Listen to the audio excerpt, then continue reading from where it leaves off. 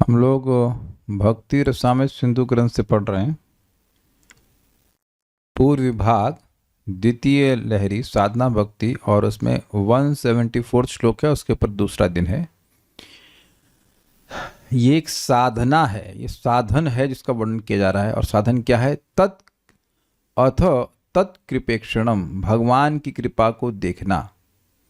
और इसके संबंध में ये श्लोक श्रीमद् भागवतम के 10वें स्कंद के 14वें अध्याय के 8वें श्लोक को उद्धरण किया गया। ये स्वयं ब्रह्मा जी ने बोला है। एक बात बहुत महत्वपूर्ण है कि ब्रह्मा जी ने बोला, उससे क्या मतलब हुआ? देखिए, हम और आप जब भगवान की प्राप्ति करेंगे या उनके धाम की प्राप्ति करेंगे तो हमारे लिए पहली बार होगा। तो हम सभी लोग अभी श्रद्धा पे ही चल रहे हैं, हम लोग को अनुभव नहीं है।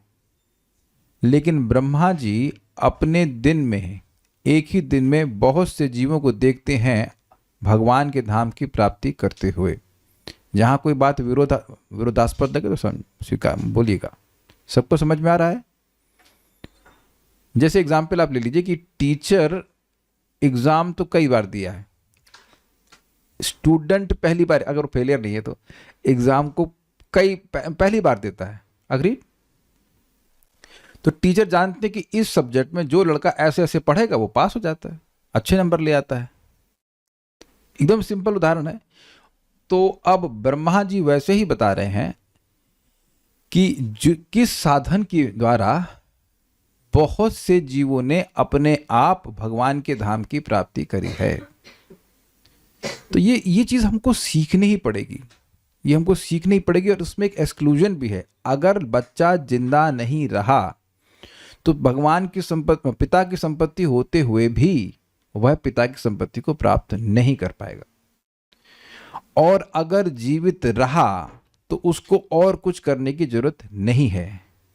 तो आपको क्लियर समझ में आ रहा है कि करना क्या है? पिताजी की संपत्ति प्राप्त करने के लिए जीना है। ये क्लियर होगा? तो अब करना क्या है? साधन क्या है? जीने के लिए जो आवश्यक हो वो करना है। ये क्लियर हुआ? बात बहुत सिंपल है but it is very deep. भगवान के धाम की प्राप्ति कैसे हो जाएगी? दाय भाग। जैसे पिता की संपत्ति मिल जाती, तो पिता की संपत्ति प्राप्त करने के लिए क्या करना है? यानी कि पिता की संपत्ति, ध्यान दीजिएगा, पिता की संपत्ति प्राप्त करने के लिए कुछ नहीं करना है, लेकिन पिता की संपत्ति प्राप्त करने के लिए जीवित रहना है। Is it understandable?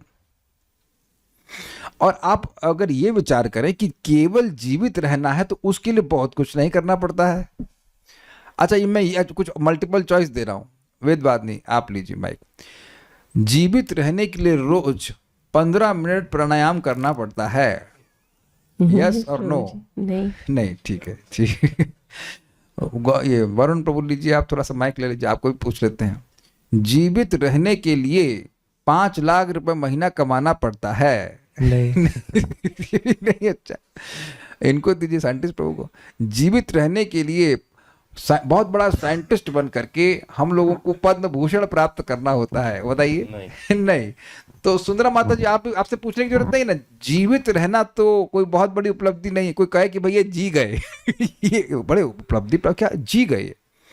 तो जीना तो कोई बहुत बड़ी उपलब्धि नहीं। कहने का मतलब यह है कि जीने के लिए व्यक्ति को बहुत प्रयास करने की जरूरत नहीं है, लेकिन मरना नहीं है। आपको बहुत सिंपल लग रही बात, लेकिन भक्ति नहीं, वही व्यक्ति जी रहा है जो भगवान की सेवा कर रहा है। यह अभी टीका में आएगा। जो भगवान की सेवा कर ही नहीं रहा है वो मरा हुआ है। Is it okay?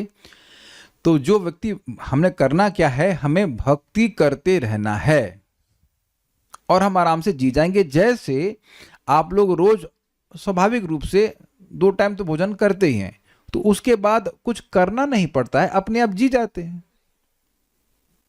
Is it sinking in? जितने लोग भी 50 साल के ऊपर हो गए हैं, कभी आपने सोचा नहीं कि अरे 50 साल जी कैसे लिए हमने? Just very simple, daily 2 time खाते रहे। अगर एकादशी को नहीं बताते तो कितने लोग एकादशी करने वाले थे यहाँ पर? अगर एकादशी का व्रत नहीं बताया जाता तो कितने लोग एक भी दिन भोजन छोड़ने वाले थे? अरे यार, आज छोड़वा नहीं खाएंगे। तो आप देखिए कि हर दिन भोजन खाए हैं तो 50 साल आराम से जी लिए। तो बाकी 50 साल या जो भी जितने साल बाकी वो भी कर लेंगे. What I am trying to say, the process is very simple. और प्रभुपाद यही बोलते थे, Krishna consciousness is so simple that you might miss it. You don't have to do something extraordinary. बस जो रोज का कार्य है भक्ति के, वह नियमित रूप से संपादित करते रहिए.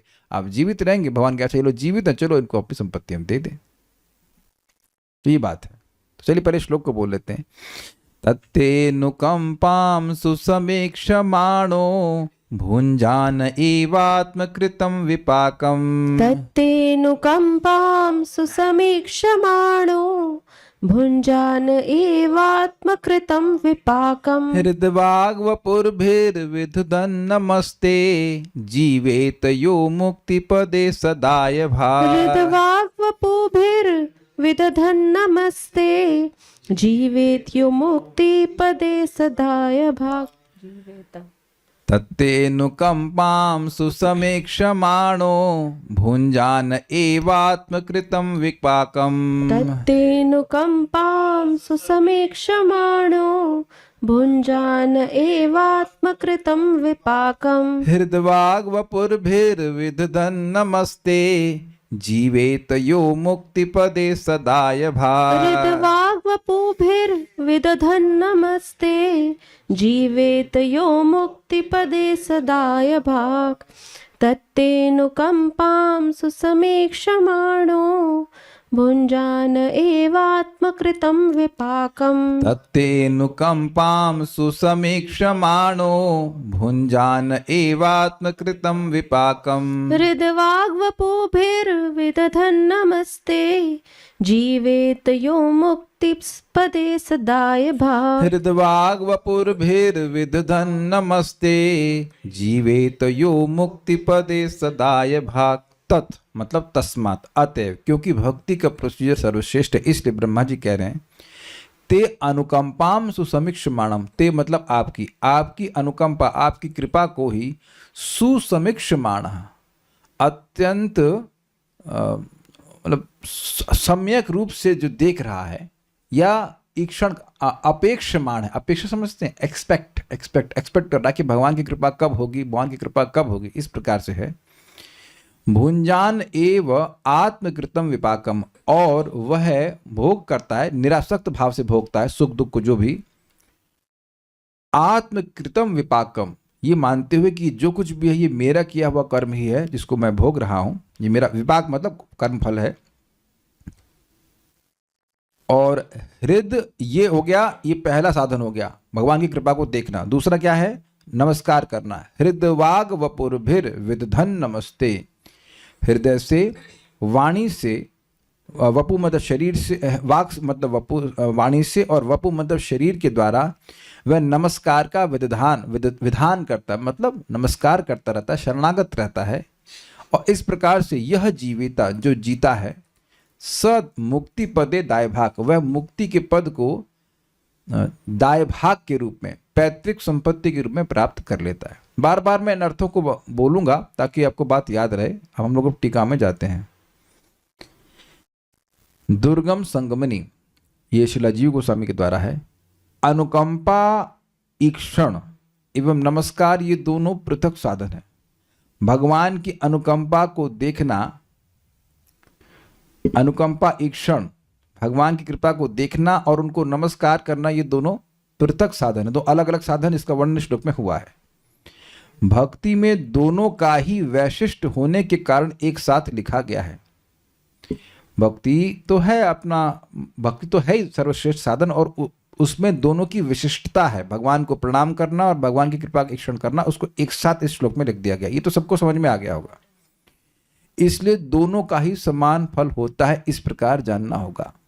मतलब कोई भगवान को प्रणाम कर रहा है या कोई भगवान की कृपा को कृपा की अपेक्षा कर रहा है. उम्मीद है कि अपेक्षा का मतलब आप लोग समझ गए होंगे. मैं अपेक्षा ही बोलूंगा अब. हाँ, एक्सपेक्टिंग, कृपा को अपेक्षा कर रहा है, तो दोनों का एक ही फल होगा. मतलब जो भगवान को प्रणाम कर रहा है हृदय से, वाणी से और शरीर से, तो उसको भी दाय भाग के रूप में प्राप्त होगा. भगवान प्राप्त होंगे, पिताजी प्राप्त होंगे पैतृक संपत्ति के रूप में, समझे.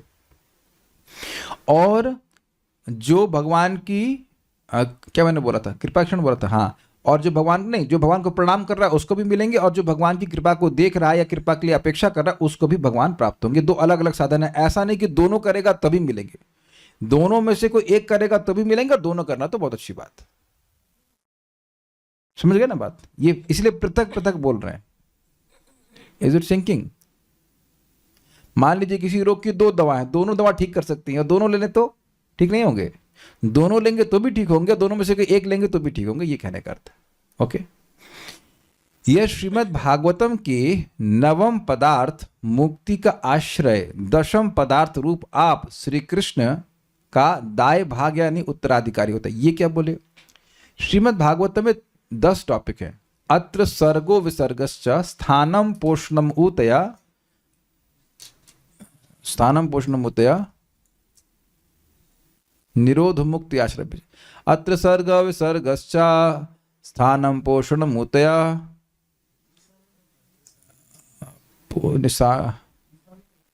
ईशानु, क्या श्लोक है? अत्र सर्ग विसर्गश्च स्थानम पोषणमूतया मन्वंतरानुष कथा, हाँ मन्वंतरे शानु कथा निरोध मुक्तिराश्रय।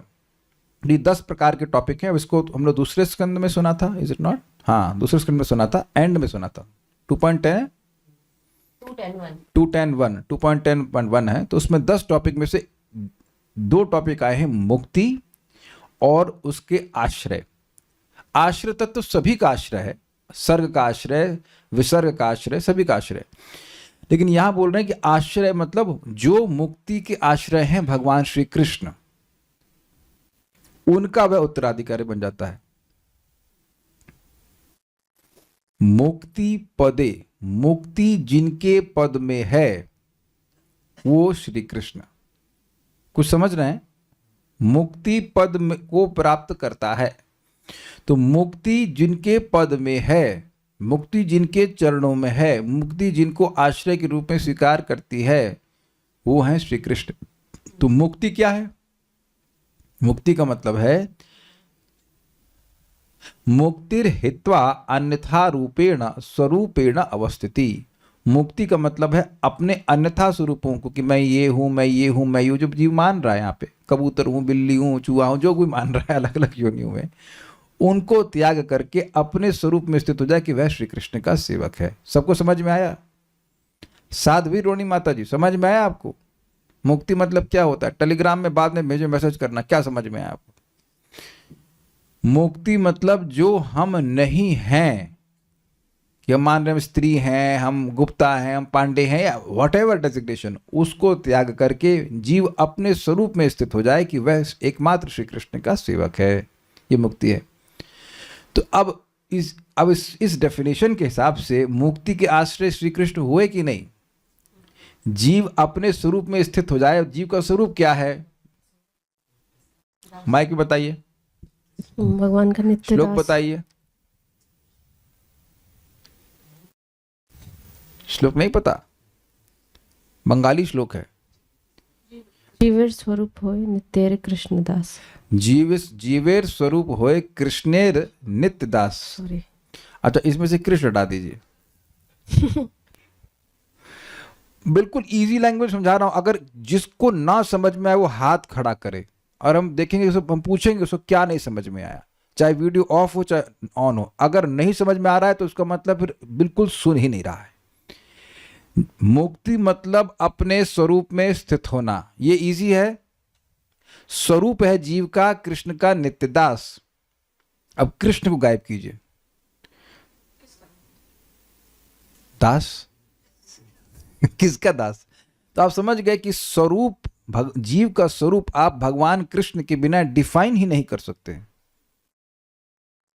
जैसे इस जगत में कहें कि भाई आप कहीं फॉर्म भर रहे हैं तो पिता का नाम नहीं, वो जरूरत नहीं है। कह सकते हैं आप ऐसा कि जरूरत नहीं है? प्रैक्टिकली देखिए, इस समय हम इस जगत में जब तक हम लोग शरीर देह को धारण किए रहते हैं, पिता के नाम से चलता है कि नहीं? इस सो कॉल्ड सिन्हा या पांडे, गुप्ता, उसके पे हर जगह भरना पड़ता है। तो ये तो एक मोटा मोटा एग्जाम्पल दे रहा हूं, लेकिन पॉइंट इज जीव का स्वरूप तो कृष्ण के बिना स्थापित ही नहीं हो सकता। और मुक्ति मतलब अपने स्वरूप में स्थित होना। तो हम अपने स्वरूप में कृष्ण के बिना स्थित हो ही नहीं सकते। तो स्पष्ट समझ में आ गया कि मुक्ति के आश्रय श्री कृष्ण कैसे हैं। It's very clear. You can not be liberated without serving Krishna. ये निर्विंदाक्ष विमुक्त मानिनस त्वयस्त भावाद अविशुद्ध बुद्धय आरूह्य कृच्छेन पदम पदम तथा पतंती नादित विस्मात पदांग्रह। कुछ लोग मानते हैं कि वह बड़े मुक्त हैं, लेकिन आपके चरणों का अनादर करते हैं, इस कारण से बड़ा वो परम पद को प्राप्त भी कर रहे हैं, ब्रह्म इत्यादि को प्राप्त करें, फिर भी नीचे गिरते हैं। इसी दशम स्कंद में 10.2 समथिंग में कहीं बताया गया है। प्रभुपाद कई बार से कोट करते पतंती, ऐसे ऐसे बोलते थे कि लोग गिर रहा हो, कोई नीचे गिर रहा हो, इज फॉलिंग डाउन। अब ये बात व्याख्या करने की जरूरत क्या हुई। सार्वभौम भट्टाचार्य जी ये श्लोक चैतन्य महाप्रभु से कोट किए और इसमें मुक्ति को चेंज कर दिए भक्ति पदे सताए भाग। तो महाप्रभु प्रश्न करे, ये तुम ऐसा पाठ क्यों कर रहे हो, मुक्ति पद को क्यों चेंज कर रहे हो। तो सार्वभौम भट्टाचार्य कहते हैं, अरे मुक्ति से ऐसा लगता है ब्रह्म भगवान में मिल जाने की इच्छा, वो जो गति होती है उसका, वो सुनकर के खराब लगता है वो, जबकि वो पहले इम्पर्सनल निराकारवादी थे, मुक्ति की स्पृहा रखे हुए थे। लेकिन भगवान चैतन्य महाप्रभु की कृपा से इतना परिवर्तित हो गया उनका मन कि मुक्ति शब्द भी सुनना नहीं चाहते थे। समझ रहे हैं। तो फिर महाप्रभु कहते हैं, नहीं नहीं ऐसा ठीक नहीं है, शास्त्र को आप चेंज मत कीजिए, मुक्ति पद का ये अर्थ बताए, जिनके चरणों में सारी मुक्तियां हैं, अर्थात भगवान श्री कृष्ण के चरणों की प्राप्ति कर लेता है। सिंपल, ठीक है। अच्छा, और दाय भाग मतलब बिल्कुल आसानी से प्राप्त करता है। तो अब आपने ये तो कई बार सुना होगा कि भगवान के चरणों की प्राप्ति बड़ी मुश्किल है, और यहां ब्रह्मा जी कह रहे हैं बड़ी आसान है। तो हाँ, आसान है, अगर सही मार्ग सही साधन चुना जाए तो बहुत आसान है। वरुण प्रभु क्लास के बाद आप यहाँ से, जो हमारी यहाँ से टाइल लेकर वहां तक टाइल में गेहूं बो देना। अरे अपना घर में ऑर्गेनिक छत पे, नहीं पता, साइंटिस्ट प्रभु से पूछो, नहीं पता, कर लेंगे आप, इस पे बो देंगे आप। तो सुन नहीं रहे मेरा प्रश्न। आप लोग घर में जहाँ टाइल्स लगी हो, संगीता शर्मा माता जी, ऊपर वाला रूम खाली है, थोड़ा सा वहां पर गेहूं उगा दीजिएगा, नहीं मिलेट्स उगा लीजिएगा। अब कहीं मिलेट्स कैसे उगाएंगे? योगेश प्रभु आप कर सकते हैं ऐसा, दुनिया का कोई साइंटिस्ट कर सकता है। तो अब आप देखिए कि गेहूं को आप फर्श पे नहीं उगा सकते हैं, अग्रीड। लेकिन एक बिना पढ़ा लिखा, मतलब साइंटिस्ट को वो बोल देंगे तो भी नहीं कर पाएगा, लेकिन एक बिना पढ़ा लिखा हुआ किसान खेत में टनों टन गेहूं उगा देता है कि नहीं। यानी कि सही साधन का उपयोग करें तो कार्य आसान हो जाता है। बुखार है मान लीजिए, और आप नाक के दर्द की दवा लेते रहिए तो कैसे ठीक होगा। तो सही साधन का उपयोग किया जाना चाहिए। Is it okay? आज सुबह भोजन बना रही थी वेदवादिनी, और ये कथा में इतनी मग्न हो गई, एक्टिव नॉइस कैंसिलेशन ईयरफोन लगा रखा था, नीचे गैस बंद हो गई थी। उसका कुछ बर्नर गड़बड़ हो गया था। मैंने कहा भाई कान से बाहर निकालो, खाना नहीं पका। अच्छा, तो अब आप बताइए, नीचे से अग्नि ही बंद कर देने, बनाते नहीं खाना, कुछ नहीं बनेगा ना। धुआं, अब धुआं से तो बीरबल की खिचड़ी नहीं बन पाएगी ना। तो मैं खाली ये कहना चाहता हूं कि जब कहते हैं कि भगवान की प्राप्ति नहीं होगी, तो किस तरह से नहीं होगी? भक्ति को छोड़ देंगे तो नहीं होगी। Got it? लेकिन भक्ति करेंगे तो इज इजी है, और ये बात भी लोगों को नहीं समझ में आती है। अब क्यों नहीं समझ में आती है? अगर समझ में आ रही होती तो लोग भक्ति करते। तो अब उनके संग और दिक्कत, अरे यार बस ऐसे ही नाम जप करने से और ये थोड़ा कथा सुनने से और ये भगवान का प्रसाद खाने से भगवान की प्राप्ति हो जाएगी। तो अच्छा चलो, आसान मार्ग तुमको दिक्कत लग रहा था, तो कठिन, कौन सा कठिन मार्ग कर लोगे तुम? Is just simple. और हमारी बात मत मानिए, कम से कम ब्रह्मा जी को तो मानो। ब्रह्मा जी कह रहे हैं कि केवल भक्ति करता रहेगा तो भगवान की प्राप्ति कर लेगा। इजी है, ओके। अर्थात उस प्रकार आचरणकारी के लिए तुम दाय भाग रूप में अवस्थान करते हो। मतलब क्या? जो व्यक्ति भगवान की भक्ति करता है उसको भगवान की संपत्ति नहीं मिलती है, भगवान मिलते हैं। देखिए एग्जाम्पल बड़ा मजेदार है, मतलब श्लोक सुन के ये लग रहा है कि जैसे एक पिता की संपत्ति मिलती है बेटे को, अगर वो जीवित रहता है, ऐसे व्यक्ति को मिलता है। लेकिन ध्यान दीजिएगा, जो उदाहरण दिया जा रहा है वो केवल मिलने के लिए दिया जा रहा है। जैसे संपत्ति मिलती है आसानी से वैसे मिलता है, लेकिन ऑब्जेक्ट क्या मिल रहा है? श्री कृष्ण। ऐसा नहीं है कि आपको वहां कहीं गोलोक वृंदावन सजाए काला पानी दे दिया जाएगा और भगवान के दर्शन ही नहीं होंगे, भगवान से मिलना ही नहीं होगा, कुछ भी नहीं होगा। क्या मैं समझा पा रहा हूं? ये बहुत सूक्ष्म पॉइंट है, मैं फिर से रिपीट कर रहा हूं। उदाहरण दिया जा रहा है कि मुक्ति पदे सदाय भाग।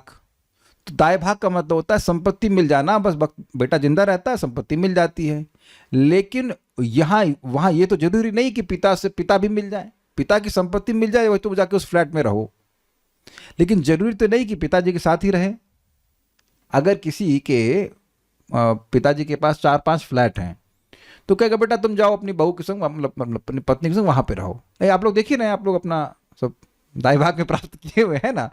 तो अब जरूरी तो नहीं कि पिताजी के साथ ही रह रहे हो या पिताजी से प्रेम में संबंध ही हो, ये कोई जरूरी तो नहीं है। ये स्वीकार है कि नहीं? तो केवल ऑटो मोड पे मिल जाना है, ये बात समझाने के लिए बोल रहे हैं। लेकिन मिलेगी क्या वस्तु?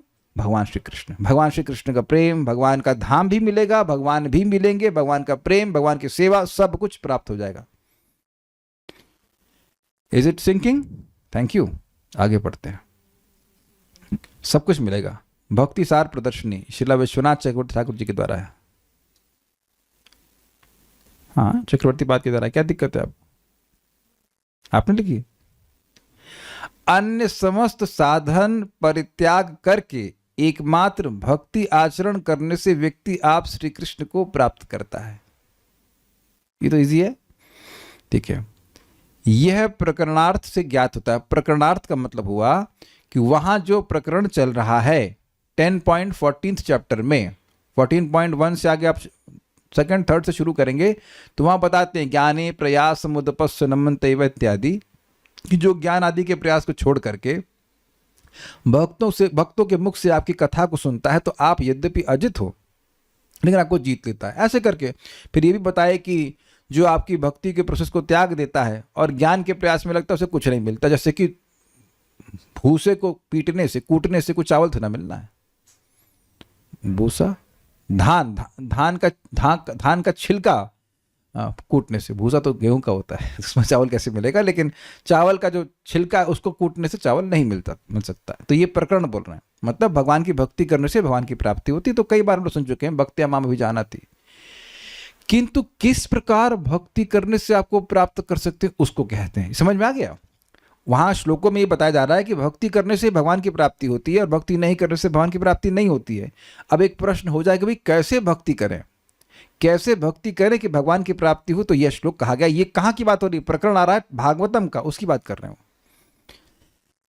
ओके, तुम्हारी अनुकंपा को देखते हुए एवं प्रणाम करते हुए जो जीवित रहता है वह आप श्री कृष्ण को प्राप्त कर सकता है। ये बात समझ में आ गई? अनुकंपा। अच्छा, एक इस शब्द को थोड़ा विचार कीजिएगा। अनु प्लस कंपा। कंपा मतलब कंपा मतलब कंपन। सामने वाले के दुख को देख करके जब हृदय कंपित हो जाए उसे अनुकंपा कहते हैं। अनु मतलब पीछे। तो उस व्यक्ति ने देखा कि सामने वाला कितना दुखी है, कितना कष्ट में है, तो उससे उसका हृदय कंपित होने लगा। दैट इज कॉल्ड अनुकंपा। समझ आए बात? तो भगवान तो सहज रूप से जीवों पर दयालु हैं ही, उनकी अनुकंपा जीवों पे रहती है। लेकिन जो भगवान की भक्ति करता है, भगवान की भक्ति करने में कुछ तपस्या कर रहा है, कष्ट रहा है, ये जो कुछ भी है, तो उससे भगवान की अनुकंपा उस व्यक्ति पर होती है। I hope you're getting the point. तो ये देखते हुए कि भगवान की दया होगी एक, या भगवान की दया हो रही है मुझ पर, दोनों बातें हैं, और उनको प्रणाम करते हुए। अब एक सिंपल सी बात है, अगर आपको ये अनुभव हो कि सामने वाले व्यक्ति ने मुझ पर दया करी है तो आप उसका पेमेंट क्या करोगे? माइक में बताइए।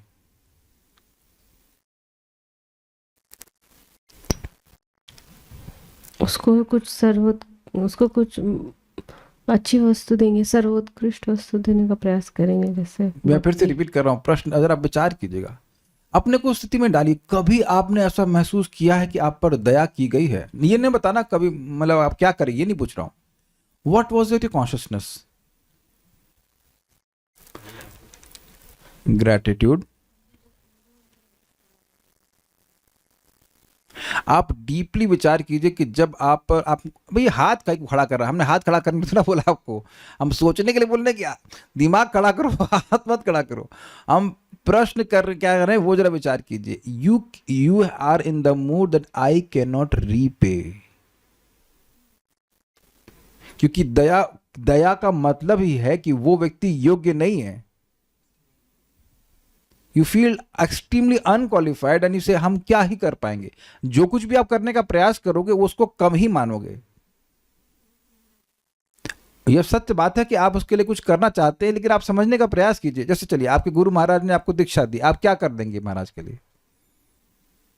हाँ, क्या कर लेंगे? आप मकान बना देंगे? क्या क्या कर लेंगे? What can you do to repay him?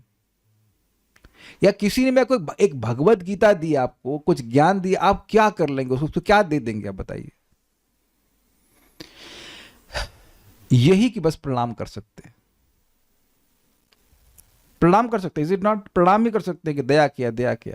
I have had this feeling sometimes for some devotees, what they have given I can not repay, never. बड़ी अच्छी फीलिंग होती है कि अपन तो कुछ भी किसी के योग्य नहीं है, फिर भी।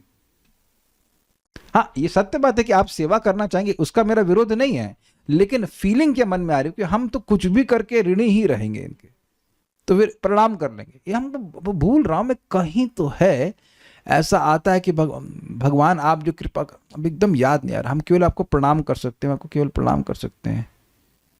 मुझे लग रहा है कि 4 कुमार जब आते हैं, क्या नाम है इनका, ना 4 कुमार इधर आते हैं ना राजा पृथु महाराज के पास, तब वो कुछ ऐसा जगह बोलते हैं कि आप भगवान की अनंत भगवान का वर्णन करने के द्वारा उनकी अनंत सेवा कर रहे हैं, उसका हम क्या प्रतिदान कर सकते हैं? I am not able to remember immediately, but ये ऐसा कुछ वो बोलते हैं। पृथु महाराज 4 कुमारों को बोल रहे हैं, वही तो मैं बोल रहा हूँ, बट अभी मुझे याद नहीं आ रहा एग्जैक्टली क्या है वो श्लोक है, बट बड़ा सुंदर श्लोक बोलते हैं। क्या आप उसका पेमेंट कर सकते हैं? तो हम खाली प्रणाम कर सकते हैं। या कुंती महारानी की स्तुति में भी था ना कि हम तो केवल प्रणाम कर सकते हैं आपको, हम आपको समझ नहीं सकते हैं, लाइक दैट। ओके, तो मैं खाली ये बोल रहा हूं कि जब भगवान की कृपा का अवलोकन होगा तो व्यक्ति इन ग्रैटिट्यूड बस यही देखेगा कि हम भगवान को केवल प्रणाम कर सकते हैं। इस संबंध में महाराज बड़ा सुंदर कहते हैं कि भगवान का ऐसी भी इतना उपकार है, उसका वो टैक्स लेने लग जाएंगे तो फिर प्रणाम करने के अलावा कुछ बचेगा भी नहीं, है ना। बिजली का, पानी का जो भगवान दे रहे, गंगा जी बहाए जा रहे हैं, उसका पेमेंट ले रहे हैं? नहीं। मान लीजिए पेमेंट मांगे तो कहेंगे सरकार माफ कर दीजिए, हम तो प्रणाम ही कर सकते हैं और कुछ नहीं कर सकते। ठीक है, तो अनुकंपा, देखिए ये केवल सुनना नहीं है। आज से सब लोग संकल्प लीजिए, घर में अगर विग्रह इन द सेंस डेटी नहीं है तो फोटो होगा, एक प्रणाम तो भगवान को रोज करना चाहिए। आपको सारे मंत्र नहीं पता तो कम से कम हरे कृष्ण मंत्र तो सबको पता होगा, ऐसा कोई व्यक्ति यहाँ पे नहीं होगा कि हरे कृष्ण मंत्र भी ना पता हो। तो एक प्रणाम तो कम से कम बनता है, मतलब इतना तो बनता है, every day you should do ये। और इसके लिए अगर दिन में भूल जाएंगे, इसलिए सुबह सुबह उठ के ही कर लीजिए, स्नान कर लीजिए, तुरंत प्रणाम कर लीजिए, यू मस्ट डू। इस संबंध में परम पूज्य राधानाथ महाराज इस बात को बोल रहे थे कि देखिए जगत में लोग थोड़ा थोड़ा उपकार करते हैं, हम बहुत कृतज्ञता ज्ञापित करते हैं, अनुभव करते हैं। अब जो हवा दे रहा है उसका, क्योंकि फ्री में ले रहे हैं इसलिए सोचते हैं कोई जरूरत नहीं है, जो हवा दे रहे हैं, भगवान हवा बनाए हैं, पानी दिए, सब कुछ दिए, तो उनके प्रति कितनी कृतज्ञता होनी चाहिए। इन जनरल की बात कर रहा हूं मैं, बाकी भक्ति दे रहे हैं वो तो कहना ही क्या। तो वह आप श्री कृष्ण को प्राप्त कर सकता है। किस प्रकार जीवित रहना होगा, कैसे रहना होगा? कहते हैं आत्मकृत विपाक को सहते हुए, जो अपना किया गया कर्म है उसको सहते हुए। ये इंटरेस्टिंग है, जब खुद ही किए हैं तो सहते हैं कि नहीं। जैसे हम लोग अब खाना खा रहे हैं बड़े मजे से और जीभ हमारे दांतों के बीच में आ गए तो ले डंडा बगल वाले को मारना, चल अब तेरी वजह से मेरी जीभ कट गई। कितने लोग करते हैं ऐसा? सब लोग हाथ खड़ा कर रहे हैं तब तो आपके साथ कोई नहीं प्रसाद पाता होगा। आपकी जीभ आपके दांत के बीच में आई है तो आत्मकृतम हुआ ना भाई, कि बगल अरे तेरी वजह से आ गया, तूने अचार खाया तो मेरी जीभ नहीं। We just don't do that. Agreed? आपको लग रहा होगा मैं मजाक कर रहा हूं, लेकिन मजाक नहीं कर रहा हूं। जब जीवन में दुख आता है तो लेकिन आप देख रहे हैं कि एक उंगली आपकी तरफ है, 3 उंगली अपनी तरफ है। तेरा किया हुआ तभी तो हमने किसी को दुख दिया है, तभी जीवन में दुख आता है। ये समझ में आ रहा है? स्वीकार है? अच्छा, कितने लोगों को स्वीकार है ये? कोई हाथ नहीं खड़ा कर रहा है। एक जो स्वीकार कर रहा है, भगवान भी देख रहे हैं भैया। तो अब आप अगली बार जब दोषारोपण करें तो सोच लीजिएगा कि आपने आप पे हाथ खड़ा किया था। Is not that easy. अरे यार, देखो कितना हमसे खराब बर्ताव किया, कितना कितना किया। आपने क्या किया उसका? ऐसा हो ही नहीं सकता है कि हमने कभी कोई खराब आचरण ना किया हो और हमारे प्रति कोई खराब आचरण कर सके। कह रहे हैं उस टाइम बुद्धि काम नहीं करती है। हाँ, तो मैं उसी टाइम की तो बात कर रहा हूं। तो उसी टाइम तो काम करने की जरूरत है। जैसे खाना बनाने जाए तभी बुद्धि खत्म हो जाए तो फिर खाना पकेगा आपका? चलिए कोई बात नहीं, धीरे धीरे सुनने से समझ में आती है बुद्धि। आत्मकृतम विपाकम, उसको सहते हुए। भागवत 1.2.9 में उक्त है, मेरे पीछे बोलिए। धर्मस्य हि आपवर्गस्य नार्थोऽर्थायोपकल्पते। धर्मस्यापवर्गस्य नार्थोऽर्थार्थोऽप्यकल्पते। धर्मस्य हि आपवर्गस्य नार्थोऽर्थायोपकल्पते। धर्मस्यापवर्गस्य आज आप फंस गए। नार्थोऽर्थायोपकल्पते। नार्थो अर्थायोपकल्पते, ठीक है। धर्मस्य हि आपवर्गस्य नार्थो अर्थायोपकल्पते। धर्मस्यापवर्गस्य नार्थोऽर्थायोपकल्पते। नार्थस्य धर्मैकान्तस्य कामलाभाय हि स्मृतः। नार्थस्य धर्मैकान्तस्य कामलाभाय हि स्मृतः। इस पे तो कभी अलग से चर्चा भी करेंगे। प्रभुपाद जी इसको सबसे महत्वपूर्ण श्लोक श्रीमद् भागवतम का कहे हैं एक जगह, मोस्ट इंपॉर्टेंट श्लोक। क्यों? धर्म का फल है अपवर्ग अर्थात मोक्ष, यानी धर्म कभी भोग के लिए करना ही नहीं चाहिए। जैसे गेहूं उगाते हैं किस लिए? गेहूं का बीज बोते हैं किस लिए? गेहूं के लिए। कभी उसको भूसे के लिए नहीं करना चाहिए। अब तो समझ में आ गया। उसकी सार्थकता अर्थ प्राप्ति में नहीं है। मतलब देखिए, बड़ा समझ लीजिए, लॉजिक क्या है, लॉजिक नहीं, नॉर्मल लॉजिक क्या है। धर्म करो ताकि धन की प्राप्ति हो, और उससे क्या होगा? काम की प्राप्ति हो। लेकिन भागवत आपको बिल्कुल चीटिंग है जीव के लिए, ये चीटिंग है। धर्म इसलिए करो ताकि मोक्ष की प्राप्ति हो। मोक्ष का मतलब भगवान के धाम की प्राप्ति हो।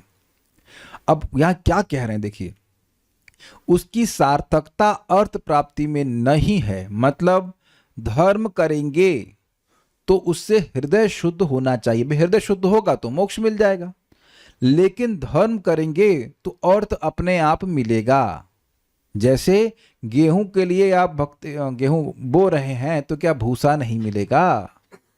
भूसा मिलेगा ही, तो अपने आप धन मिलेगा। तो अब जो धन मिले उसका क्या करें? तो अर्थ केवल धर्म के लिए। ये समझ में आ रही? बहुत बढ़िया श्लोक है, इसके साथ जीना चाहिए। आप धर्म कर रहे हैं, आप भजन कर रहे हैं, इवन भक्ति कर रहे हैं। भक्ति भी तो सर्वश्रेष्ठ धर्म है। तो उसका भी उद्देश्य इस जगत से मुक्त होना है। मतलब in the sense not become more entangled in this world. समझ रहे हैं ना बात? तो अब उसमें भी व्यक्ति को जो धन मिल रहा है वह भी धर्म के लिए ही होना चाहिए। और धर्म किसके लिए होना चाहिए? अच्छा चलिए माइक लीजिए। आप धर्म कराती थी लोगों को कि नहीं जब आप एस्ट्रोलॉजर थी? हाँ, तो कौन कौन लोग आते थे भगवत प्राप्ति के लिए आपसे पूजा कराने के लिए? कोई नहीं प्रभु कोई जी। नहीं आते थे। किसी का बच्चा नहीं हो रहा है या किसी को नौकरी नहीं मिल रही है, तो धर्म करते थे कि नहीं करते थे आपके साथ में? आपके साथ मतलब आप लोग संग पूजा पाठ कराते थे, वो धर्म हुआ कि नहीं हुआ? वो हुआ। क्या धर्म कराते थे आप लोग? हाँ, धर्म कराते हैं। तो धर्म कराती थी तो काय के लिए कराती थी? इच्छाओं की अर्थ पूर्ति। अर्थ अर्थ कैन बी एनीथिंग। अर्थ कैन बी किड, मतलब बच्चा हो, नौकरी हो, जो कुछ भी हो। और उससे उस अर्थ की प्राप्ति से क्या होता था? काम। तो धर्म का उद्देश्य अर्थ, सही बोला ना? और अर्थ का उद्देश्य काम। लेकिन ये अर्थ नहीं है, ये वास्तविक अर्थ नहीं है। क्योंकि जब काम पूर्ति हो जाएगी तो उसके बाद फिर धर्म अर्थ मिलेगा, तो उस अर्थ को फिर धर्म में लगाएंगे। लेकिन धर्म का उद्देश्य काम। सबको समझ में आ गया? लेकिन धर्म करना चाहिए, व्यक्ति अपने अविद्या के बंधन को काटे उसको मोक्ष मिले। धर्म करना चाहिए मोक्ष के लिए। धर्म का जो जो फोकस है या उद्देश्य ऑब्जेक्ट है वो मोक्ष होना चाहिए, बेसिकली हृदय का शुद्धिकरण। और धर्म करेगा मोक्ष प्राप्त करने के लिए तब भी धन मिलेगा। उसे कहते हैं कॉन्कॉमिटेंट फैक्टर, मतलब साइड बेनिफिट के रूप में पैसा मिलेगा, लेकिन वो पैसा किस में लगाना चाहिए? फिर धर्म में लगाना चाहिए, और वो धर्म मोक्ष के लिए होना चाहिए। यानी कि पैसा भी मोक्ष के लिए ही होना चाहिए। भक्ति कर रहे हैं, कुछ धन आ गया तो इसका मतलब नहीं चलो अब हम भोग भोगेंगे, नहीं, भोग भोगने की भावना नहीं है। मुझे एक व्यक्ति बोल रहे थे, अरे जब भगवान ने दिया है तो भोगे। नहीं नहीं, भक्त ही बोल रहे थे, जब भगवान ने दिया है तो भोगे नहीं। आपने पता नहीं कितने लोग ने ऐसा अनुभव किया है। हम तो अभी करुणा मित्रों से डिस्कस कर ही रहे थे कि हम लोग भी कभी कभी चीट वील कर लेते हैं, नो समटाइम्स। बट आप देखिए कि जब सादा भोजन करते हैं, प्रसाद ही होता है वो, सादा भोजन आप करते हो तो आपका मन भजन में लगता है। ये मेरा, अच्छा कितने लोग इस बात को समर्थन करते हैं कि सादा भोजन, सिंपल, ऐसे नहीं कि it has to be like very bitter और something, just normal khichdi roti sabzi simple भोजन करते हैं तो मन में शांति रहती है। और आप कितने लोग का चैंटिंग पनीर खाने के बाद बहुत अच्छी होती है, आज पनीर चबाया पनीर बटर मसाला ये खा लिया, उसके बाद हरे कृष्णा हरे कृष्णा। आप देखिए वो भी दोनों प्रसाद ही है, लेकिन आप देखेंगे कुछ मन की भावना चेंज हो जाती है। ये खाली मेरी भावना नहीं है, बहुत एलिवेटेड डिवोटिस ने कहा है। कौन elevated devotees? Chaitanya Mahaprabhu, not elevated, his Krishna himself. भालू ना खाई भी और भालू ना पोड़ी भी। एक और ले लीजिए, आप सादा कपड़ा पहनिए और चकचक धोती कुर्ता पहनिए। कल्याणपुर आपके लिए स्पॉन्सर करवा देते हैं, मटका सिल्क वाला धोती कुर्ता, खुल जाता है, धोती खुल जाता है। अच्छा नहीं खुलता तो पहन लेते ना, रेशम का और एकदम चकचक, तुरंत आपकी भावना आ जाएगी कि आप देह हैं, या सब लोग मुझे देखें। ये सब चीजें होती हैं। The sense of enjoyer is against भक्ति। भाई पनीर सब्जी बनी है, ये बनी है, तो उसमें आप क्या सोचते हो? भगवान को अर्पित हुई होगी, भगवान कितना सुखी हुए होंगे इसको खाकर। कितने लोग सोचे हैं ईमानदारी से आज तक? तो आप समझ गए ना, वहां सेंस एक व्यक्ति सोचे नहीं, खाली थम्स अप कर रहे हैं। यू डोंट थिंक दैट हमारा जो सेंस ऑफ एंजॉयमेंट बहुत बढ़ जाता है। समझ रहे ना बात? तो हम खाली ये बोलना चाहते हैं कि भक्ति कर रहे हैं, लेकिन उसमें भी उद्देश्य इंद्रिय तृप्ति नहीं होना चाहिए। भक्ति करेंगे, आप देखना, भक्ति करेंगे धन वन सब मिलने लगता है, शौहरत भी मिल जाती है, लेकिन वह उद्देश्य भक्ति करने का नहीं है। उसका उद्देश्य है मोक्ष प्राप्त करना। मोक्ष से आप समझ रहे हैं, मोक्ष मतलब ब्रह्म सायुज्य नहीं, मोक्ष मतलब भगवान की भक्ति प्राप्त करना। ठीक, भोग विलास उसका फल नहीं माना गया है। तो मतलब पॉइंट, अब ये पॉइंट है कि श्लोक आ क्यों गया। पॉइंट ये है कि धर्म कर रहे हो, भक्ति कर रहे हो, उसका उद्देश्य मोक्ष प्राप्त करना है, ना कि जगत के भोगों को प्राप्त करना। यानी कि जब व्यक्ति भक्ति करे तो उसको यह अभिलाषा नहीं होनी चाहिए कि मुझे बहुत सारे भोग मिले। जो सुख दुख आ रहा है वो भगवान की कृपा मान करके सहन कर लेना चाहिए, इससे वह मोक्ष के पथ पे आगे बढ़ेगा। अब समझ में आया क्यों कह रहे हैं? ये श्लोक कह रहा है कि किसको मोक्ष मिलेगा, ये वाला जो हम लोग आज डिस्कस कर रहे हैं। और यहां चक्रवर्ती पाद ने कोट किया कि उद्देश्य धर्म का है मोक्ष प्राप्त करना, धर्म का उद्देश्य मोक्ष प्राप्त करना है। और यह श्लोक बता रहा है कि मोक्ष कैसे प्राप्त हो, इसलिए आत्मकृतम विपाकम, इसलिए ऐसे जीना चाहिए जो हमारा जो भी सुख दुख आ रहा है उसको सहन करते हुए जीना चाहिए, क्योंकि उद्देश्य है भक्ति, क्योंकि उद्देश्य है मोक्ष प्राप्त करना। मैं फिर रिपीट करूंगा, बात नहीं आई समझ में। देखिए हमारे सामने जो भागवतम का श्लोक है 10.14.8, उसका ये वर्णन कर रहा है कि कौन व्यक्ति किस प्रकार से, कौन भक्त मोक्ष प्राप्त करता है। मोक्ष मतलब मुक्ति पद प्राप्त करता है। अब चक्रवर्ती पाद ने कोट किया कि धर्म करने का उद्देश्य मोक्ष प्राप्त करना है। तो किस प्रकार से धर्म करे कि मोक्ष प्राप्त करे? आत्मकृतम विपाकम, अपने पूर्व के किए गए प्रारब्ध को जो सुख या दुख के रूप में आता है सहन करते हुए। अब एक बात अब फिर याद कर लीजिएगा कि सुख को सहन करने का क्या मतलब है। एक मिनट, दुख को सहन करने का क्या मतलब है? निर्विकार तो ठीक है, लेकिन दुख को किस प्रकार से सहन करते हो? अनुद्विग्न मना, बिना उद्विग्न मना हुए। हाय हाय हाय हाय हाय किए बिना नहीं, किए बिना। हमको फिर एक माता जी दिख रही है, हम फिर माता जी आपको मजाक बना रहे बिना नाम लिए। प्रभु जी पूरी रात नहीं सो पाए हैं, हमारा बच्चा ईर्थ आया है, हमारा तो माइग्रेन बढ़ गया है, जप भी नहीं हो रहा है। अब हो गया। अरे वो तो बेटे का आत्मकृत विपाक है, आप उससे काहे लिंक कर रही हैं? फिर मैं पूछा कि आप चौथी क्लास में क्या आई थी? प्रभु जी वो तो याद नहीं है। तो हमने कहा तो आपको चौथी क्लास का याद नहीं है और उसके लिए अभी अपने बेटे की याद कर करके आप रो रही कि 8th आया था कि 9th आया था? ये उद्विग्न मना का उदाहरण है, उद्विग्न मना का। हम लोग एक दूसरे पे जरूर हंस सकते हैं, लेकिन जब परेशानी में आते तो हो जाता है इस प्रकार से, उद्विग्न हो जाते हैं। And this chanting will help you, help all of us. अगर अच्छे से चैंटिंग करेंगे तो स्थिर, और शास्त्र सुनेंगे तो स्थिरता से उसको सहन कर पाएंगे, उद्विग्न मन नहीं होंगे। जो उसके लिए आवश्यक है वो कर लेंगे, उद्विग्न मन नहीं होंगे। और ये तो हो गया दुख को सहन करना। और सुख को कैसे सहन करना? विगत स्पृहा, आज तो अच्छा मिला है, कल भी मिलेगा क्या ऐसा?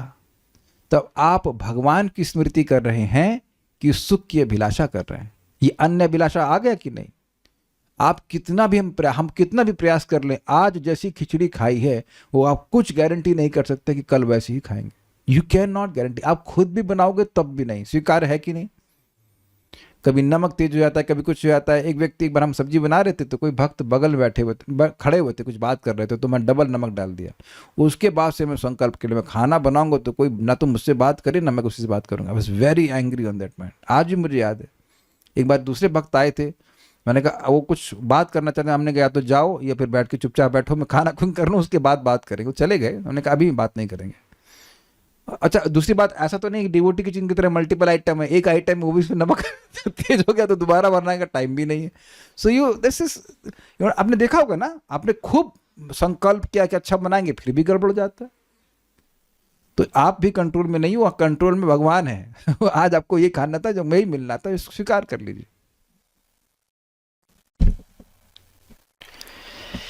अच्छा, तो इसमें स्थिर रह करके सहन करें। भक्ति का अवान्तर फल है। अवान्तर मतलब देखिए, ये मतलब उसके संग लगा ही हुआ है। जैसे कि गेहूं का, जैसे मान लीजिए आम का पेड़ होगा तो फिर फल प्राप्त करने के लिए कर रहे हैं, लेकिन छाया तो उसका अवान्तर फल है ना, छाया तो मिल ही जाएगी। आप लोग कभी आम के पेड़ की छाया में गए हैं? वो स्पेशली ठंडी होती है, आपको पता है क्यों? उसकी पत्तियों से हल्का हल्का मॉइस्चर ऊज करता है, गिरता है। That's why if you go into a mango orchard you feel very cool. आप ऐसे पता नहीं कितने को पता है, लेकिन ऐसा है। तो खैर जो भी है, तो वो अब आप आम का पेड़ छाया के लिए तो नहीं उगा रहे हैं, लेकिन छाया तो अपने आप प्राप्त होगी। तो ये कह रहे हैं कि भक्ति का अवान्तर फल है सुख और अपराध का फल है दुख। भक्ति का फल दुख नहीं है। क्या आप नोट कर रहे हैं इस बात को?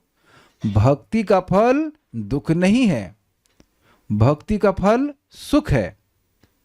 वो भगवान के अंतन का शक्ति की वृत्ति है। हम भक्ति सुख प्राप्त करने के लिए नहीं कर रहे हैं, हम भक्ति भगवान को सुखी करने के लिए कर रहे हैं। लेकिन सुख एक साइड प्रोडक्ट है जो अपने आप प्राप्त होता है। सबको समझ में आता है? ठीक है। और दुख है अपराध का फल। जो भी भक्त से अपराध होता है उसकी वजह से दुख प्राप्त होता है। ठीक है। इन दोनों का होना चाहिए, इन दोनों का भोग करते हुए एवं साथ ही भगवत अनुकंपा को सम्यक रूप से देखते हुए जीवित रहना ही उत्तराधिकारी का गुण है। अब यहां बड़ा अच्छी बात बोल रहे हैं, आगे और क्लियर हो जाएगा कि देखिए, भक्त समझता है कि मेरे जीवन में जो सुख दुख हैं वो मेरे कर्मों की वजह से नहीं है। अब आप सुनिए, ध्यान दीजिएगा मैं शब्द का उपयोग कर रहा हूं। कर्म की वजह से नहीं है। भक्ति किया हूं तो भगवान प्रसन्न होकर के सुख दे रहे हैं, अपराध किया हूं इस कारण से दुख दे रहे हैं। कर्म का अधिकार भक्त पर नहीं है। सुनाई पड़ा? मैं कुछ नई सी बात बोल रहा हूं जो कि नई नहीं है, थोड़ा सा सटल अंतर है। भगवान का नाम एक बार भी बोला जाता है तो तुरंत जीव को कर्म के बंधन से मुक्त कर देता है। तो जो भक्त के जीवन में सुख दुख आ रहे होते हैं वह उसके कर्म के अनुसार नहीं होते हैं। भक्त ने जो सेवा करी है उसकी वजह से सुख मिलता है, और जो अपराध उससे हो जाते हैं उसकी वजह से कोई दुख होता है। अब इसको थोड़ा समझिए। एक चोर ने गलती करी तो उसको पिटाई करते हैं पुलिस, और बच्चे ने गलती करी उसकी पिटाई करती है मम्मी। तो दोनों एक ही प्रकार से होता है। कितने लोग, एक आध दो लोग हो सकते हो जिनकी पिटाई आज तक मम्मी ने कभी ना करी हो, लेकिन कोई ऐसा है जो इसकी पिटाई नहीं की हो मम्मी ने आज तक, मम्मी से एक चाटा भी ना खाया हो कभी। एक व्यक्ति हम जानते हैं, अंकित प्रभु, उनके अलावा तो मुझे पता था हाथ खड़ा करने वाले। अच्छा, श्री वल्लभ माता जी की मम्मी ने भी नहीं मारा, इसीलिए तो बिगड़ गई आप। इसीलिए सुबह नहीं उठती आप। नहीं, मजाक कर रहा हूँ, आप उठती हो, you're good girl. But what I am trying to say is कि बहुत रेयर ऐसा कहीं हुआ कि मम्मी कुछ ना कहें ऐसा, या तो आपके पापा बहुत अफेक्शनेट थे, कुछ कहने नहीं देते होंगे, जो भी हो, बट नॉर्मली एक आध दो तो लग ही जाए होंगे, मतलब एक साल में एक बार तो लग ही गया होगा। कम, just for keeping you in good health, good shape. तो अब माँ के मारने में और पुरुष के मारने में भेद नहीं है। तो गलत, दोनों जगह गलत कार्य किया है, लेकिन एक चोर का दंड प्राप्त करना और एक पिता या माता के द्वारा दंड दिए जाने में बहुत बड़ा अंतर है कि नहीं? ये बात बोल रहे हैं कि भक्त जानता है कि मैं कर्मों की वजह से दुख नहीं प्राप्त कर रहा हूं, भगवान के आयोजन से जो भी सुख दुख आ रहा है वो आता है। भगवान का आयोजन भगवान की कृपा है। अभी और क्लियर हो जाएगा। समय समय में प्राप्त सुख एवं दुख को भगवद अनुकंपा का फल जानते हुए, न कि अपने कर्मों का फल। जिस पिता जिस प्रकार पुत्र को समय समय पर दूध पिलाते हैं, कभी नींब रस भी कृपा पूर्वक पिलाते हैं, कभी आलिंगन कर चुंबन करते हैं और कभी हथेली से प्रहार भी करते हैं। समझ में आ गया बात? इसी है। पिता जान रहा है कि इस समय क्या करना जरूरी है। मान लीजिए कि बच्चा अग्नि को ही मुख में रखने जा रहा है या चक्कू को मुंह में डालने जा रहा है। बच्चे करते हैं कि नहीं ऐसे करते हैं? तो पड़ता है एक चमाटा तड़ाक से, he comes to his senses. Agreed? वहां तो ना पुचकारा जाएगा। लेकिन अब हमने ये भी देखा है कि एक बच्ची थी, प्रभु जी आए थे अपने बच्ची के संग, हमारी बेटी क्या लेगी, चूड़ी लेगी कि चॉकलेट लेगी। अब इस प्रकार से भी प्रेम करते। आज हम लोग स्थान पे गए तो एक प्रभु जी आए थे अपने लड़के के संग, तो लड़का बोला, प्रभु पापा हम क्या लेते हैं, की रिंग ले सकते हैं क्या, चिप्स ले सकते हैं क्या? And it was very affectionately was asking. तो पहले पिताजी ने, क्या जरूरत है? अच्छा, पहले वो बोले कि क्या करोगे लॉकेट का, फिर क्या है, कहाँ है, कौन सा चाहिए। सो यू सी, पेरेंट्स होते हैं ना इस प्रकार से, बच्चे की कुछ इच्छा हो तो देते हैं, खाने के लिए भी देते हैं। मैंने प्रैक्टिकल देखा था, हम न्यूगो की बस में जा रहे थे, तो एक बच्चा के लिए पिताजी चिप्स लेके आए, तो चिप्स खटाक से खोलकर उसके मुंह में ऐसे, चिड़िया आती है ना मुंह में, ऐसे डाल के खिला रहे हैं। तो पिता प्रेम करते हैं, लेकिन क्या बच्चे को कभी मार पीट नहीं करते? क्या मेरे पिताजी कुछ ला के नहीं देते थे? हमें याद है 10-10 किलो, उस जमाने में शरीर ठीक था, 10-10 किलो आम दशहरी लेके आते थे, वहीं खड़े होते थे, 5 किलो तो खड़े खा जाते थे। 5 kgs I have eaten actually. खट खा के फेंक दिया करते थे। कौन लाता था? पिताजी ही लाते थे ना। कुछ गलती करने पर डांट भी लगाते थे। लाइक दैट सबके संग हुआ, गुजर नॉट पापा समोसे लाओ। तो यू सी, आपको कोई नौकरी करके आप कुछ नहीं प्राप्त कर रहे हो, आपके पिताजी सब कुछ ला के दे रहे हैं, है कि नहीं? कभी कभी डांट भी लगाते हैं, ये बात है। इस संबंध में बहुत बड़ी सुंदर बात याद आ रही। परम पूज्य वृंदावन चंद्र महाराज समझा रहे थे कि माता कभी चमाटा भी मारे और बच्चा रोए भी, तू भी माँ के ही पीछे लगता है। This is very nicely put. सबको समझ में आया? ये एक अमेजिंग क्वालिटी है कि बच्चा जानता है कि माँ के अलावा मेरा कोई आश्रय नहीं है। This is very nicely put. तो अगर जीवन में कुछ कष्ट आए तो ये नहीं कि भगवान की भक्ति छोड़ दे, अरे ये प्लान टिमकाना, ऐसा नहीं। और आएगा, और वो आएगा जो आप सोच नहीं रहे हो। आपको भगवान बता के नहीं देंगे, देखो आगे के 1 साल बाद उनको ये कष्ट दूंगा, वो नहीं। जो भी आएगा वो आपके लिए टॉलरेबल होगा, आपसे अधिक, आपकी टॉलरेंस से अधिक नहीं देने वाले। और दूसरा चीज़ है कि वो भगवान की कृपा ही है। एक इंटरेस्टिंग बात है, जितनी माताएं हैं ऐसी कौन सी माता जी हैं जिनने, अरे अंकित प्रभु आपकी मम्मी को छोड़ देना, वो नहीं मारा वो, लेकिन ऐसी कौन सी माता जी हैं यहाँ पे जिन्होंने आज तक अपने बच्चे को एक चांटा भी नहीं मारा? Please raise hands. ठीक है। तो अब ऐसी कौन सी माता जी हैं जो अपने बच्चे पे चांटा अपनी शक्ति के परीक्षण के लिए करती हैं कि देखिए हमारे हाथ में कितनी शक्ति है। तो आप जानते ऐसा कैसे मारे? अरे पागल है कि ऐसे थोड़ा बच्चे को मारा, इतना कर देते हैं कि बच्चा ठीक हो जाए, ये नहीं कि जोर से मारे कान बजा दें उसका कान फट जाए। समझे? तो आप लोग भी उतना ही ट्रीटमेंट देते हैं ना जितना बच्चा सहन कर सके।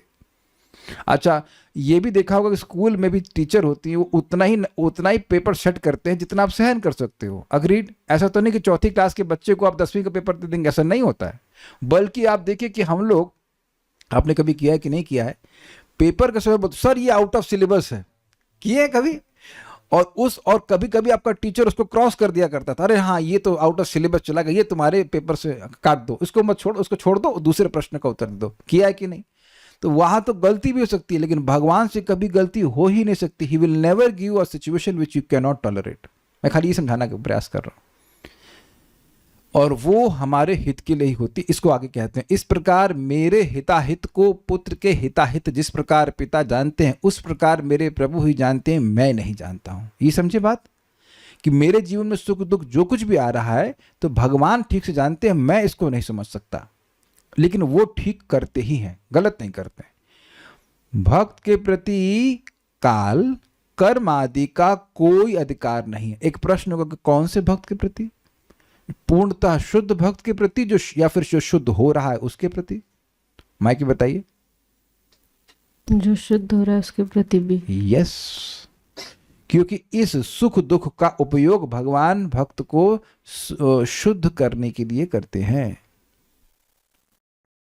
जो शुद्ध भक्त है उनके लिए तो कोई दिक्कत नहीं, उनका तो उदाहरण को, उनके द्वारा तो उदाहरण मतलब स्थापित करते हैं कि भाई शुद्ध, देखो भक्त लोग कितना सहन करते हैं, सो दे डोंट नीड प्यूरिफिकेशन। अब पांडवों को प्यूरिफिकेशन की कोई जरूरत नहीं है, लेकिन उनके जीवन में भी कष्ट आया। लेकिन हम लोगों के लिए भी भगवान ये इस कर्म को, या कह सकते हैं अपने सुख दुख को, सॉरी कर्म करें, सुख दुख को यूज करते हैं ताकि जीव प्यूरिफाई हो जाए, जिनका जो भक्त है वो शुद्ध हो जाए। भक्त के हृदय में उत्कंठा जागृत करने के लिए, ये बात थोड़ा इस कॉन्सेप्ट को थोड़ा समझिएगा। भगवान की प्राप्ति होती है उत्कंठा से, यहां भी आपने देखा कृपा एक क्षण। तो अब जब भोग ही अच्छे लग रहे हैं तो भगवान की अनुकंपा कैसे, भगवान की को प्राप्त करने की उत्कंठा कैसे होगी? Is it sinking? देखिए, जब तक भूख नहीं लगती है कुछ अच्छा नहीं लगता है खाने के लिए, स्वीकार्य है? कुछ दे दीजिए। ऐसे ही जब तक उत्कंठा नहीं है, जब तक भगवान के समझ ना, that eagerness is not there, how will you attain Krishna? भगवान कुछ भी दिया जाए, भगवान के बारे में बोलने की कथा दी जाए, नाम जप दिया, कुछ नहीं चलेगा। ईगरनेस समझ रहे, आग्रह नहीं है तो कैसे भगवान की प्राप्ति होगी? ये है यत्न आग्रह बिना न जन्माइले प्रेम या भाव, ऐसा कुछ है, ना जन्माए प्रेम ऐसे करके महाप्रभु बोले कि यत्न के बिना और आग्रह के बिना कि मुझे प्रेम मिल जाए, मुझे प्रेम मिल जाए, नहीं, प्रेम नहीं प्राप्त हो सकता है, रति नहीं मिल सकती। तो जब इस जगत की वस्तुओं को प्राप्त करने का ही आग्रह बना रहेगा तो भगवान की प्राप्ति का आग्रह कैसे बनेगा? ये सब लोग स्वीकार्य है, सब लोग समझ गए कि मैं बहुत बड़ा मिनिस्टर बन जाऊं, मैं ये बन जाऊं, वो बन जाऊं, तो तुम भगवान की सेवा कब करोगे? और ये केवल थ्योरी नहीं है, ये देखा गया है, ये देखा गया है। एक भक्त हमको खुद बोल रहे थे कि उनकी सारी सेवा करने की इच्छा समाप्त हो गई है, वो पैसा कमाने में लगे पड़े हैं, जबकि आंखों से देखेंगे ताऊ जी चले गए, कहाँ गए पता नहीं, मतलब चले गए, पिताजी भी आंखों के सामने चले गए, तो आप भी कहाँ चले जाओगे बिना भक्ति किए? इसीलिए तो कहा गया है प्रयासश्च लौल्यम च, जो भौतिक चीजों के लिए लौल्य है या उसके लिए जो प्रयास है वो भक्ति को नाश करने वाला है। अरे कोई जेल में ही महान बनना चाहता है तो जेल से बाहर निकलने के लिए इच्छा होगी? आप बताओ, तो अब तो समझ में आ रहा है भाई। कोई जेल से बाहर निकलना चाहता है तो जेल में क्या बनना चाहेगा? क्यों वेदवादी? कुछ नहीं बनना चाहेगा। और जेल में कुछ भी बनना चाहेगा तो जेल से कब बाहर निकलेगा? कभी नहीं। Is it simple? लेकिन जो जेल से बाहर निकलना चाहता है वो जेल में अपना अनमनस्क होकर रहेगा, ठीक है भाई, तो रोटी खाएगा, पानी पिएगा, जो भी कुछ करना है करेगा, लेकिन वो जेल में रहने का तो कुछ इच्छा नहीं होगी ना उसको। I hope you are getting the point. तो ये आग्रह जागृत करने के लिए सब कुछ किया जाता है, भगवान का आग्रह। तो भगवान जानते हैं कि कैसे करना चाहिए। तो काल और कर्म भक्तों के ऊपर प्रभाव नहीं डालते हैं, ये बात समझ में आती है। कोई हमने कर्म किया है, उसका प्रभाव तुरंत नहीं आता है, कालांतर में आता है, कुछ काल बीतने में आता है। यस, तो काल और कर्म का प्रभाव हुआ कि नहीं हुआ? आपने आज कोई दान दिया, लेट्स सपोज गाय का दान किया, तो अब कल ही आपके ऊपर पैसे बरसने लग जाएंगे? नहीं, वो कुछ समय के बाद वो मैच्योर होता है कर्म, और फिर वो आता है। ये सब समझते हैं इस विज्ञान को। तो सामान्यतः जीव कैसे दुख भोग रहे हैं? काल और कर्म के अधीन। ये क्लियर हुआ? लेकिन भगवान के भक्त काल और कर्म के अधीन नहीं होते। प्रमाण 5:1-35 श्रीमद् भागवतम। सकृदाद दीता स जहाति बंधम। कोई व्यक्ति स्वपच है, कुत्ता खाने वाला भी है, अगर वो एक बार भी भगवान का नाम बोलता है तो वो तुरंत कर्म बंधन से मुक्त हो जाता है।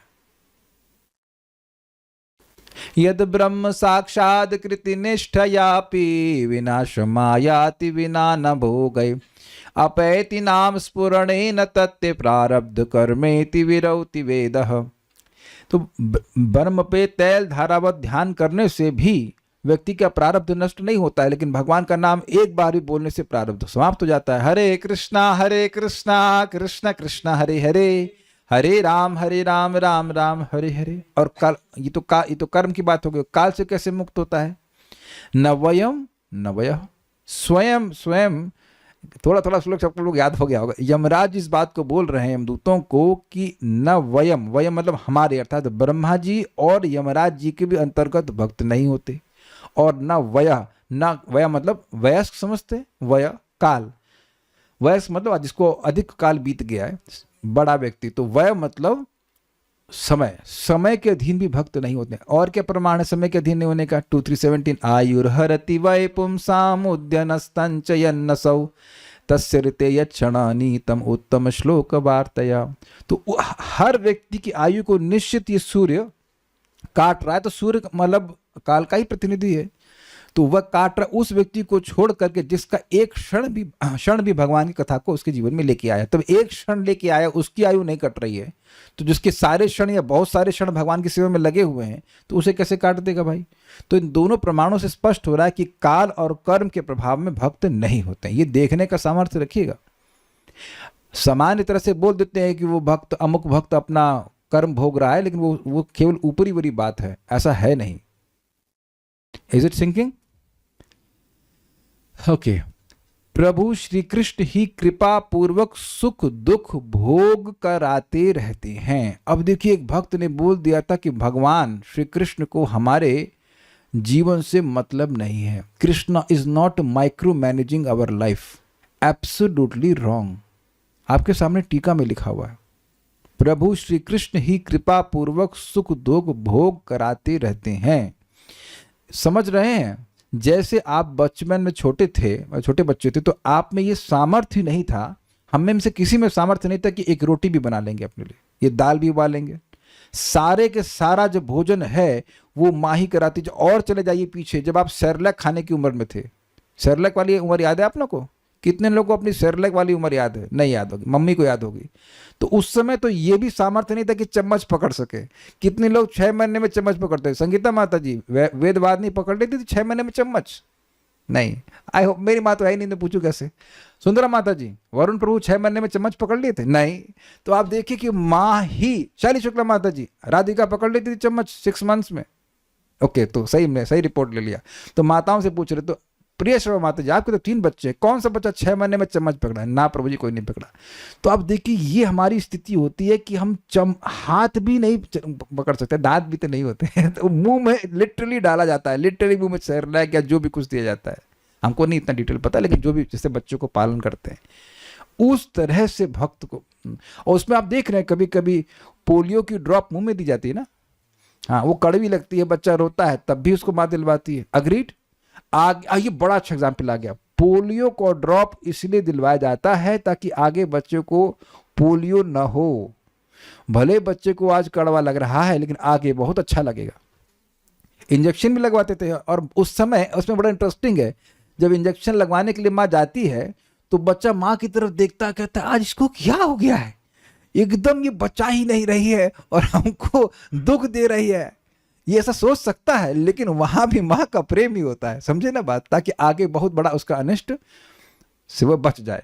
तो जीवन में जरूर होगा कि हाँ कुछ दुख आ सकता है, भक्ति करते रह रहे हैं, लेकिन अगर आप शास्त्र सुनते रहेंगे तो विश्वास करेंगे नहीं, भगवान हमारे संग कभी गलत नहीं कर सकते, कभी गलत नहीं कर सकते।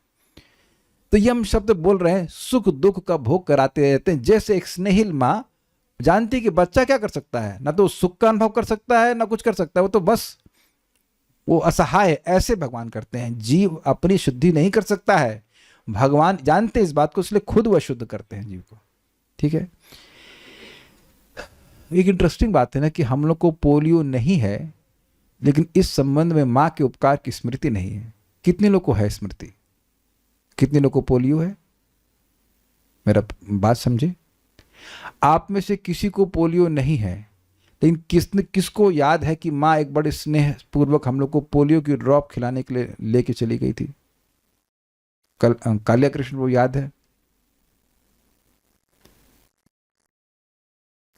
दैट्स वेरी इंटरेस्टिंग, क्योंकि वो दुख भी आपको आज याद नहीं है, लेकिन उस दुख का जो आज महान सुख अनुभव कर रहे, वो अनुभव कर रहे हो आप। मैं समझा पा रहा हूं मैं क्या कह रहा हूं?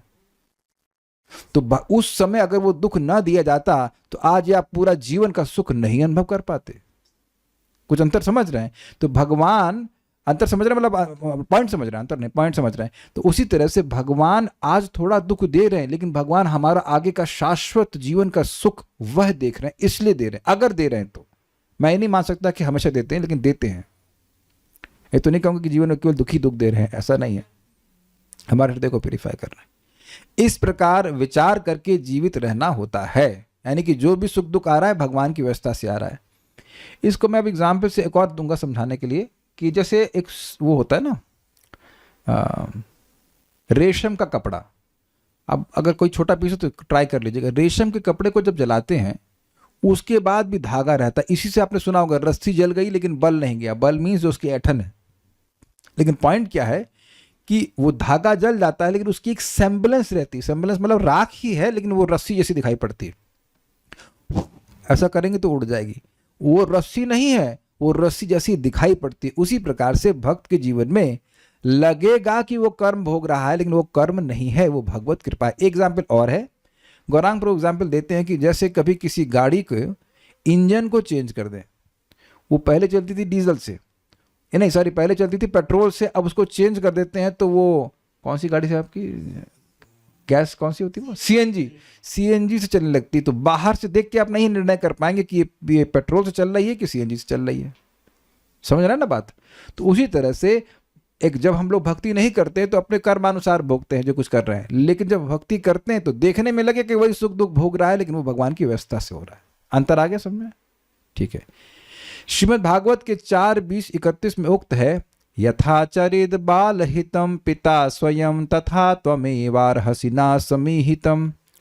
पिता जिस प्रकार स्वतः प्रवृत्त होकर बालक की हित चेष्टा करते हैं, आप भी स्वयं इस प्रकार हमारे हित चेष्टा करते हैं। ये व्याख्या भी देर से हो रही तो इसलिए व्याख्या नहीं करूंगा।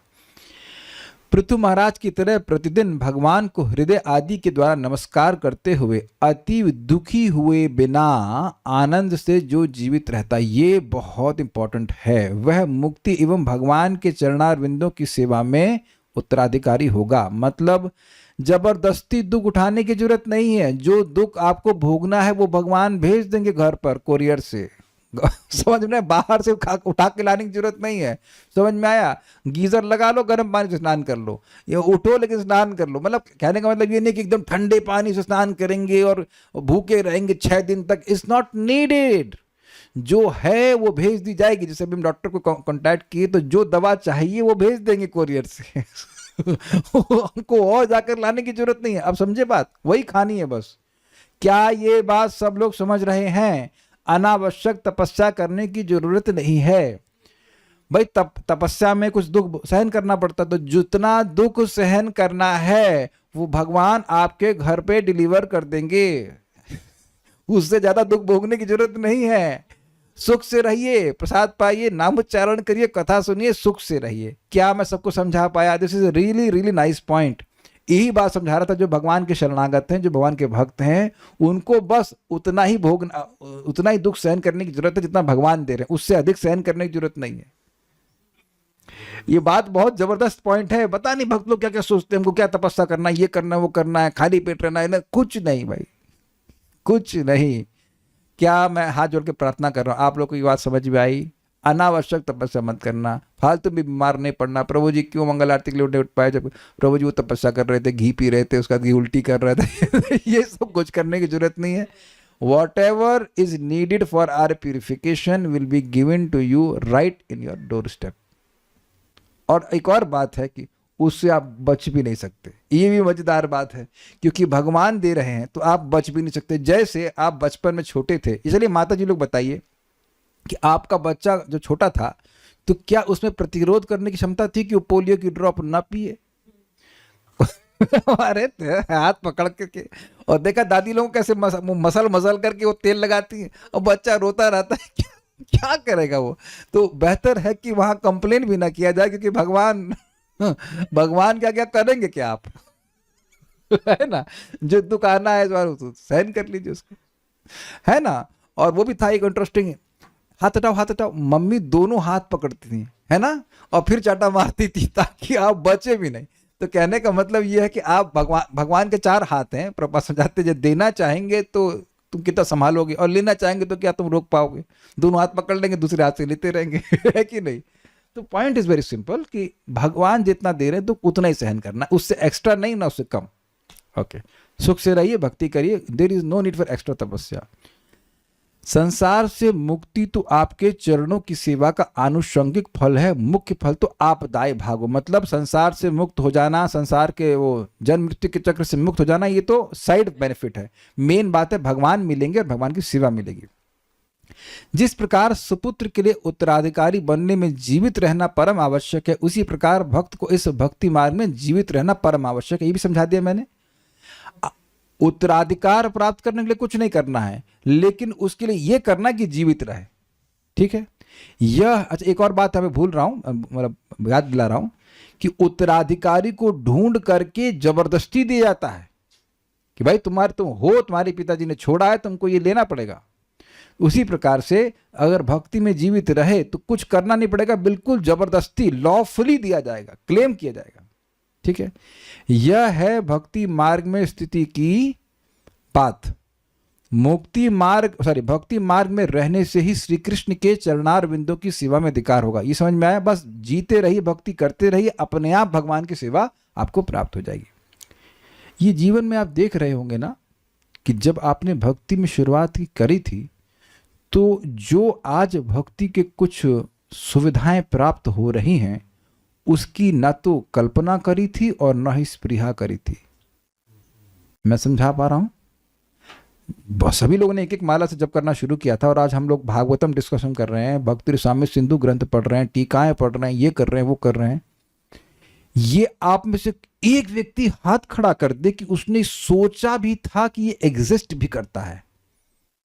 संगीता माता जी को तो सब संस्कृत आती है, आपको पता था कि ये भागवतम के ऊपर टीकाएं होती हैं?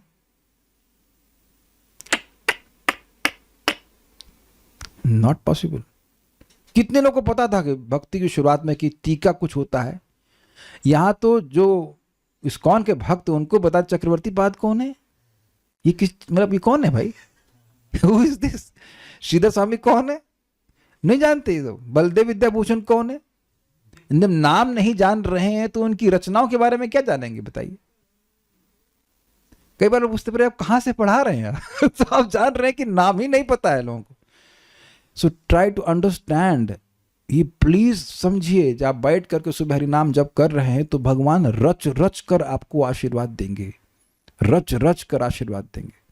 This is not coming by my and your efforts, सब भगवान की कृपा से आ रही है। आप नाम जब कीजिए, भगवान के सारे आशीर्वाद जो रखे ना उनके पास, वो सब आएंगे आपके पास एक एक करके। कथा हो रही है और 4-5 साल से हो रही है, सभी लोग नहीं आ रहे हैं। हमारे ही ग्रुप में 1000 लोग हैं, सबके पास 1000 काम होंगे तभी तो नहीं आ पा रहे हैं। क्यों 50-60-70 लोग ही आ पा रहे हैं? Blessings are chosen. तो मैं खाली ये बताना चाह रहा हूँ कि इस जीवन में भी जो आशीर्वाद आ रहा है उसकी आपने कल्पना नहीं करी है, और वैकुंठ भी आ रहा है।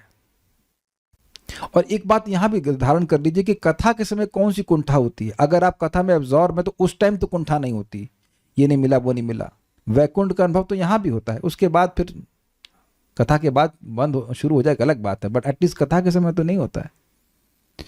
तो जैसे इस समय, मैं खाली ये कहना चाहता हूं, जैसे इस समय वो आशीर्वाद मिल रहे हैं जो आपने एक्सपेक्ट भी नहीं किए थे, अग्रीड, ऐसे ही आगे भी भगवान का धाम आदि के ऐसे आशीर्वाद प्राप्त होंगे जिसकी आप कल्पना भी नहीं कर सकते। और यही प्रपात कह रहे हैं, बेनेडिक्शंस एक्सीड्स एक्सपेक्टेशंस। इसीलिए अपने जीवन को कैसे, क्या कहते हैं इसको, ऐसे मोल्ड कर लीजिए कि आप सुबह जब कैसे कर सकते हैं, बस इतना ही करना है, उसके बाद सब कुछ आपका जीवन में अलाइन हो जाएगा। श्रीमद् भागवतम के 1087.17 में भी इस प्रकार से उक्त है, धृत्य एव श्वसन्त्य असुभृतो यदि तेनु विधा, अर्थात हे भगवान, प्राणधारियों के जीवन की सफलता इसी में है कि वे आपकी भजन यानी सेवा करें, आपकी आज्ञा का पालन करें। यदि वे ऐसा नहीं करते तो उसका जीवन व्यर्थ है, और उनके शरीर में श्वास का चलना ठीक वैसा ही है जैसा लोहार की धौंकनी में हवा का आना जाना। मतलब क्या कहना चाहते हैं? ये श्लोक इसलिए कोट किया गया जीवेद की व्याख्या करने के लिए। कह रहे हैं कि जी कौन रहा है? प्राण तो सब लोग धारण कर रहे हैं, प्राण मतलब हवा। तो क्या हवा धारण करना ही जीवन का लक्षण है? तरवः किम न जीवंती भस्रः किम न श्वसन्त्युतः। भस्रा मतलब धौंकनी। तो जो धौंकनी होती है, धौंकनी मतलब लोहार की धौंकनी, ऐसे कपाल भाती ऐसे करके आवाज आती है, उससे वो अग्नि जलाते हैं। तो वह भी हवा को ले रही है और छोड़ रही है, तो क्या उसको जीवित कहेंगे? उसी तरह से हमारी जो सांस है वो चल रही है, लेकिन उस सांस के द्वारा अगर कोई भगवान की सेवा नहीं कर रहा है, अर्थात प्राण से जो शक्ति मिल रही है उसे भगवान की सेवा नहीं कर रहा है, तो वह जी ही नहीं रहा है। तो जीवित की व्याख्या करते हुए कह रहे हैं कि वही व्यक्ति जी रहा है जो आपकी सेवा कर रहा है, बाकी सब तो जीवन अपि मृतो हिस्सा, वह जीते जी मरे हुए हैं। तो ये इसे स्थापित कर रहे हैं भागवतम से कि वो भाई उसको भगवान की संपत्ति भगवान इसलिए मिल रहे हैं पैतृक संपत्ति के रूप में क्योंकि वो जी रहा है। और वो जी क्यों रहा है? क्योंकि भगवान की भक्ति कर रहा है। ये बात है। आगे की टीका को हम लोग कल देखेंगे। और कोई प्रश्न तो नहीं होगा? ठीक है, so will stop here. Shri भक्ति साम्य सिंधु की जय, श्रीमद् भागवतम महापुराण की जय, श्री प्रभुपाद की जय, निताय गौर प्रेमानंदे।